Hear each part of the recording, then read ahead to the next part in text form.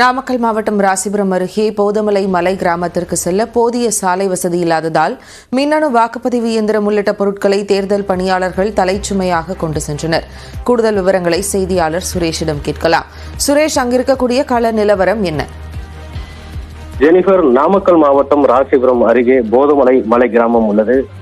இங்கு நாளை நடைபெற உள்ள நாமக்கல் நாடாளுமன்ற தேர்தலை முன்னிட்டு கீழூர், அதாவது போதமலை கிராமத்தில் உள்ள கீழூர், மேலூர் மற்றும் கெடமலை மலை கிராமத்தில் உள்ள 845 வாக்காளர்களுக்கு வாக்கு செலுத்தும் வகையில் ராசிபுரம் வட்டாட்சியர் அலுவலக வைப்பறை திறக்கப்பட்டு வாக்குப்பதிவு இயந்திர தொகுப்பு 2 மற்றும் படிவம் ஆகியவற்றை மண்டல அலுவலர் விஜயகுமார் தலைமையில் 9 பேர் கொண்ட குழுவினர் தலைச்சுமையாக போதமலை மலை கிராமத்திற்கு அடிவாரத்தில் இருந்து சுமார் 7 கிலோமீட்டர் தொலைவில் உள்ள 3 குக்கிராமங்களுக்கும் எடுத்துச் செல்லும் பணி தற்போது நடந்து கொண்டிருக்கிறது. இந்த போதமலை மலை கிராமமானது கடல் மட்டத்திலிருந்து சுமார் 1100 அடி உயரத்தில் உள்ளது. இங்கு 1000க்கும் மேற்பட்டோர் வசித்து வருகின்றனர்.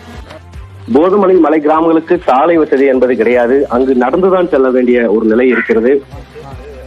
இவர்கள் இந்த போதமலை மக்களுக்காக வாக்குப்பதிவு செய்ய ஒவ்வொரு தேர்தலும் 2 மையங்கள் ஏற்படுத்தப்படுவது வழக்கம். வாக்குப்பதிவு இயந்திரம் அறிமுகம் செய்யப்படுவதற்கு முன்பாக போதமலை கிராமங்களுக்கு கழுதியின் மேல்தான் வாக்குப்பெட்டிகளை வைத்துக் கொண்டு செல்வது வழக்கமாக இருந்தது. இந்நிலையில் வாக்குப்பதிவு மின்னணு இயந்திரங்கள் வந்த நிலையில் அதனை தேர்தல் நடத்தும் அதிகாரிகள் தலைச்சுமையாக கொண்டு சென்று வருகின்றனர். அந்த வகையில் தான் இன்று அந்த பணிகள் நடந்திருக்கிறது.